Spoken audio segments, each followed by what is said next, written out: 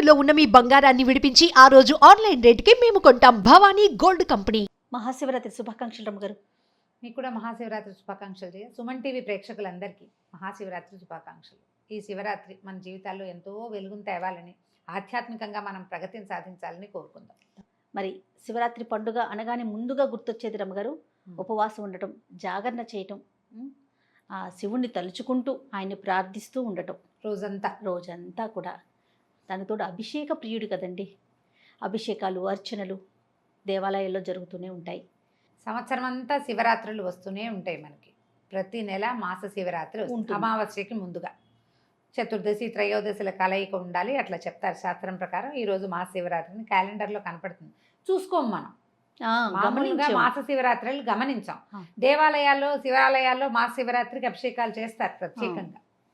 ఆర్ద్ర నక్షత్రం పరమేశ్వరుడి నక్షత్రం కాబట్టి ఆ రోజున సోమవారాలు, తర్వాత ఈ మాస శివరాత్రి విశేషంగా ప్రతి శివాలయంలో, చిన్న శివాలయం నుంచి ప్రతిష్ట ఉన్న ప్రతి శివాలయంలోనూ, తర్వాత మహాశివ జ్యోతిర్లింగాలు అన్ని చోట్ల పెద్ద పెద్ద దేవాలయాల్లో కూడా చేస్తారు. మనకి ప్రత్యేకంగా సామాన్య జనానికి తెలిసిందంటే ఇది మహాశివరాత్రి నాడు.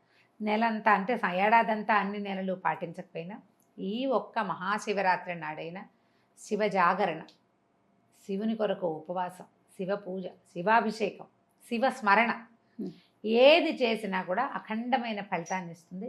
అంటే ఈ ఏడాది చేసిన తప్పులు సమసిపోతాయని కాదు, ఇది ఒక ప్లస్ మనకి. ఈ అవకాశాన్ని ప్రతివాడు, హిందువై పుట్టిన ప్రతివాడు, ప్రతి భారతీయుడు ఉపయోగించుకోవాలి. పర్వదినాలు మనకు వస్తూనే ఉంటాయి. అవునండి, ఎన్నో పర్వదినాలు. మనం కొన్నిటిని వదిలేస్తాం, కొన్నిటిని చేస్తాం. మా ఇళ్ళల్లో లేదు, మా ఊళ్ళో లేదు, మా వైపు ఆచారం కాదు, ఇది క్యాజువల్గా వెళ్ళిపోయేది, ఇలా భావించి వదిలిపెట్టేస్తాం. కానీ మహాశివరాత్రి మాత్రం భారతదేశం అంతా జరుపుకుంటారు. అన్ని జ్యోతిర్లింగాల్లోనూ, జ్యోతిర్లింగ దేవాలయాల్లో భారతదేశంలో ఉన్న ప్రతి శివాలయము శివనామస్మరణతో మారుమోగిపోతూ ఉంటుంది. ఈ ఒక రోజైనా మనం పరమేశ్వర ప్రీత్యర్థం శివనామ స్మరణ చేస్తూ, శివ ప్రీత్యర్థం ఇతరులతో కొట్లాటలు లేకుండా, గొడవలు లేకుండా, ప్రశాంతమైన మనసుతోటి, భగవత్ ప్రార్థనతోటి ఈ పర్వదినాన్ని జరుపుకుంటే ప్రశాంతంగా ఉంటుంది. మాఘం వెళ్ళిపోతే ఇంకా పుష్యం వచ్చిందంటే ఎండలు మండట మొదలు పెడతాయి. శివరాత్రితోటి శివ అని చలి పారిపోతుందని చెప్పుకుంటాం. అన్ని చోట్ల నుంచి చలి తగ్గిపోతుంది, ఇక వేడెక్కడం మొదలు పెడుతుంది.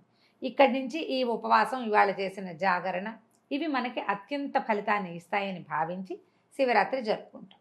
ఈ రోజునంటే ఈరోజు శివపార్వతుల వివాహం అయిందా, శివుడు ఈరోజు జన్మించాడా, ఎందుకు మహాశివరాత్రి అనేది ఎప్పుడు ఏటా వచ్చే ప్రశ్నే. మళ్ళీ కొంతమంది నన్ను మెసెంజర్లు అడుగుతున్నారు కూడా, శివరాత్రి ఎందుకు ప్రత్యేకమని. మామూలుగా మనకి ఎప్పుడు శివుడు ఉంటాడు.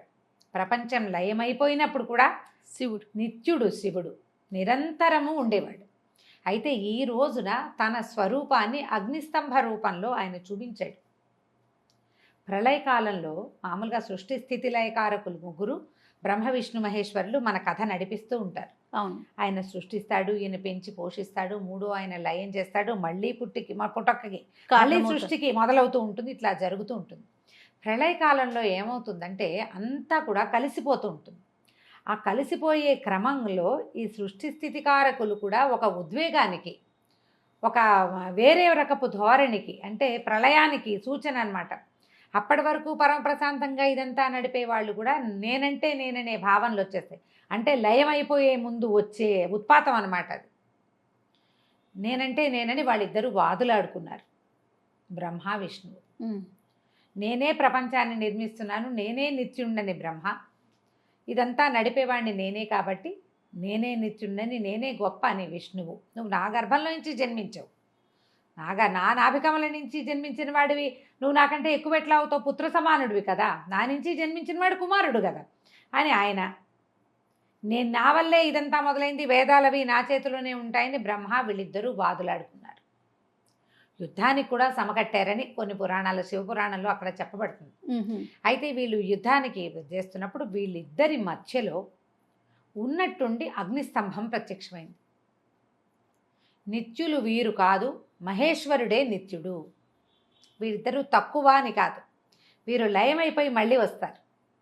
కానీ మహేశ్వర స్వరూపం నిత్యమైనది. ఇప్పుడు లయకారకుడైన శివుడు అని చెప్పడానికి వీల్లేదు. నిత్యమైన మహేశ్వర స్వరూపం ఉంటుంది. అది ఆదిశక్తితో కలిసి వాళ్ళిద్దరూ కలిసి ఉంటారు. శివశక్తి సమ్మేళనమే ఆదిపరాశక్తి. ఆమెలో ఉండే శివుడు నిత్యుడు. ఈ స్వరూపంగా మనకి కనపడి కైలాసంలో కనిపించి లయకారకుడని మనం భావించే ఆయన బ్రహ్మ విష్ణువులతో పాటుగా వెళ్ళిపోయి మళ్ళీ వస్తారు. మహేశ్వరుడు స్వరూపాలు ప్రత్యేకమైన ఉన్నాయి. ఈ సదాశివుడైన పరమేశ్వరుడు ఇక్కడ అగ్నిస్తంభ రూపంలో ఉద్భవించాడు. ఎంత జ్వాలాలింగం అన్నమాట అది. మండిపోతోంది. పైనుంచింది పైకి చూస్తే పైన కనపడుతుంది, కింద చూస్తే కింద కనిపిస్తుంది. అప్పుడు వాళ్ళకి ఉద్బోధ వచ్చింది. దీని ఆద్యంతాలు కనుక్కుంటే ఇది ఎక్కడ పుట్టింది, ఎక్కడికి వెళ్తోంది, అది కనుక్కున్న వాళ్ళు గొప్పవారు, వాళ్ళు అధికులు. ఇప్పుడు ఇదొక పామర భావం, నువ్వు గొప్ప నేను గొప్ప అనేది దైవభావం కాదు. అవును, దైవికమైన దైవీభయ భావాలు అవి కావవి. ఈ ప్రళయకాలంలో దైవశక్తులకు కూడా ఇలాంటి ఒక పామరత్వం వస్తుందని చెప్పటం అన్నమాట. అయితే వీళ్ళిద్దరూ ఏమనుకున్నారు, చెరో స్వరూపంలోనూ బయలుదేరారు. మహావిష్ణువు వరాహావతారం దాల్చి భూమిని చీల్చుకుంటూ కిందకెళ్ళాడు. ఎక్కడుంది దాని ఆది తెలుసుకోవటం కోసం ఆయన వరాహావతారంతో తొలుచుకుంటూ కిందకి వెళ్ళిపోయాడు. బ్రహ్మ హంస రూపంలో పైకి ఎగిరాడు. ఆయనకి తెలియలా, ఈయనకి తెలియలా. వెళ్ళిన కొందికి ఉంటూనే ఉంది. విసిగిపోయిన బ్రహ్మదేవుడు ఎవరైనా నేను చూశానని చెప్పడానికి సాక్ష్యం దొరుకుతారేమో అని చూశారు. ఈ పరమేశ్వరుడికి అర్చన చేసినప్పుడు ఆయన శిరస్సు మీద నుంచి జారి ఒక మొగలి పువ్వు పడిపోతుంది కింద. పరమేశ్వరుని చూసి స్వర్గంలో ఉన్న మా కామధేనువు దిగొస్తోంది కిందకి. వాళ్ళిద్దరూ కనపడ్డారు బ్రహ్మదేవుడికి. కనపడితే వాళ్ళిద్దరిని బ్రహ్మ ఏమన్నాడు, దీని అంతాన్ని నేను చూశానని మీరు సాక్ష్యం చెప్పండి అన్నాడు. పరమేశ్వరి ఈయన అంటే మరి ఏమన్నా సృష్టికారకుడు. అన్నిటికీ బ్రహ్మదేవుడి దగ్గరికే వెళ్తారు దేవతలు. ఏ సమస్య వచ్చినా, మరి ఏ జీవికి సమస్య వచ్చినా ముందు బ్రహ్మదేవుడి దగ్గరికి వెళ్తే ఆయన తను తీర్చగలిగేదైతే తను చెప్పి, లేకపోతే విష్ణువు దగ్గరకో శివుడి దగ్గరకో తీసుకెళ్తాడు. మొదట అడిగేది ఎవరు, అమ్మనే అడుగుతాం కదా. బ్రహ్మదేవుడే తల్లి ప్రాణులకి. దాంతో మొగలి పువ్వు ఒప్పుకుంది, ఆవు ఈ కామధేనువు ఒప్పుకుని దిగొచ్చారు. ఏ ప్రాంతంలో అయితే మొదట తాము చూశారో అక్కడికి వచ్చారు. ఆ స్తంభం అట్లా పెరుగుతూనే ఉంది, పైకి వెళ్తూనే ఉంది, కిందకొస్తూనే ఉంది. కానీ విష్ణువు తను కిందకి వెళ్ళి తను చూడలేకపోయాడు. ఆయన నేను దీని ఆదిని కనుక్కోలేకపోయాను అని ఒప్పుకోవటానికి పైకి వచ్చాడు. వీళ్ళిద్దరూ కలుసుకున్నారు. కలుసుకునేసరికల్లా విష్ణుమూర్తి చెప్పాడు, నేను ఈ అగ్నిస్తంభానికి ఈ జ్యోతి జ్వాలాలింగం ఏదైతే ఉందో దాని ఆదిని నేను కనుక్కోలేకపోయాను, నేను ఓడిపోయాను ఒప్పుకున్నాడు. బ్రహ్మదేవుడు మాత్రం దీని అంతాన్ని నేను చూసి అది పైకి ఎందాక వెళ్ళిందో నేను చూశాను, కావాలంటే వీళ్ళిద్దరూ సాక్ష్యమని మొగలి పువ్వుని ఆవుని చూపించారు. మొగలి పువ్వు తలూపింది, ఆవు తలతో ఊపి కామధేనువు ఆవే ఇంకా తోకతో కాదు చూడలేదు అని నిజం చెప్పింది. వెంటనే అక్కడ స్వరూపంతో మా పరమేశ్వరుడు ప్రత్యక్షమయ్యాడు. నిజం చెప్పి తన ఓటమిని నిర్భీతిగా ఒప్పుకున్న విష్ణువుకి ఎప్పుడూ శివుడితో సమానంగా పూజ జరుగుతుందని, అబద్ధం చెప్పిన బ్రహ్మదేవుడికి పూజార్హత లేదని శపించాడు బ్రహ్మదేవుడిని. తర్వాత బ్రహ్మదేవుడికి అప్పుడు 5 శిరస్సులు ఉండేవట.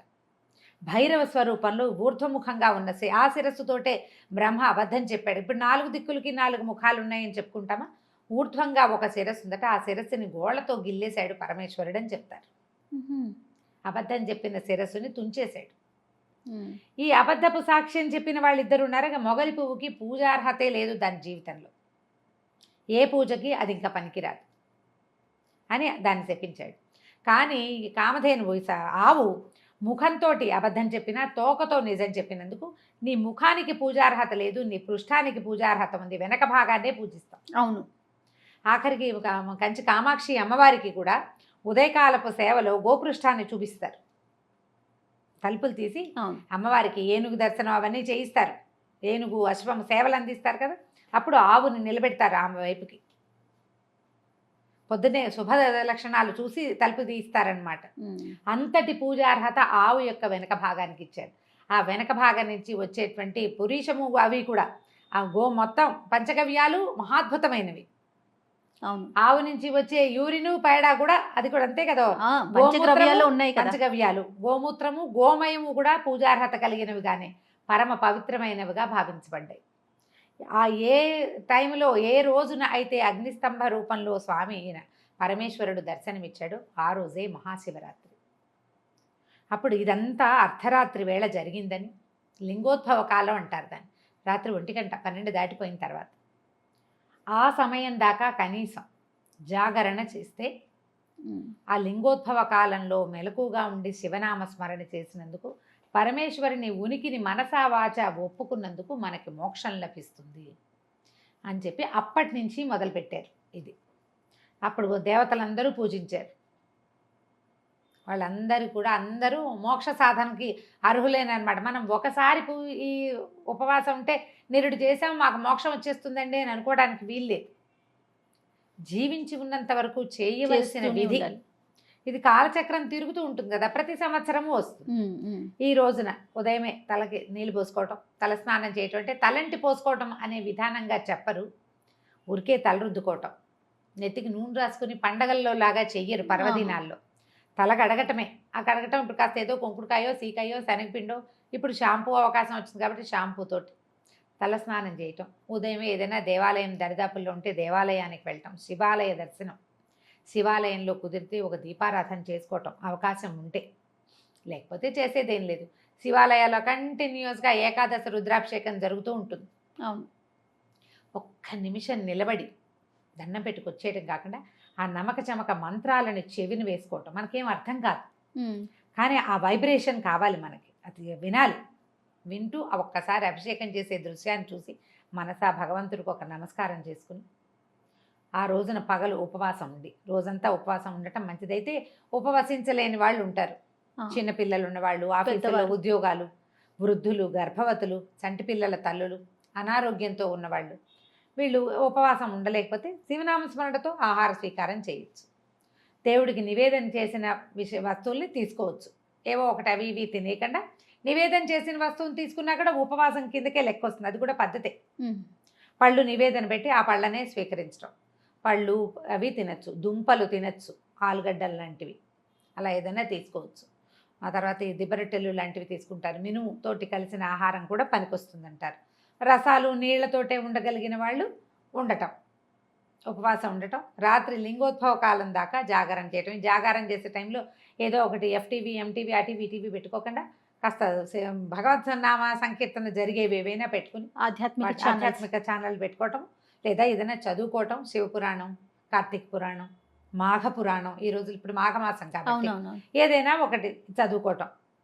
ఇందులో ఈ హడావిళ్లలో మనం గొడవలు, ఇబ్బందులు, పోట్లాటలు వాట్లలోకి దిక్కండా ఉండటం. సాధ్యమైనంత కొంచెం మౌనాన్ని ఆశ్రయించి, పూర్తి మౌనం అని చెప్పటం లేదమ్మా, నేను మౌనం పట్టమన్నానని మాత్రం అనుకోకండి.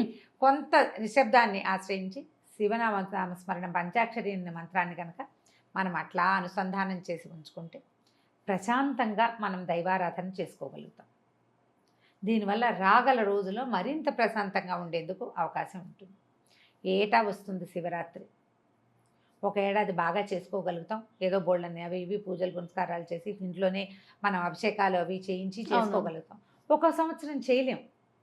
చేయకపోతే తప్పు, నిరుడు చేసాం, ఈ ఏడాది చేయకపోతే తప్పు అలా భావించద్దు.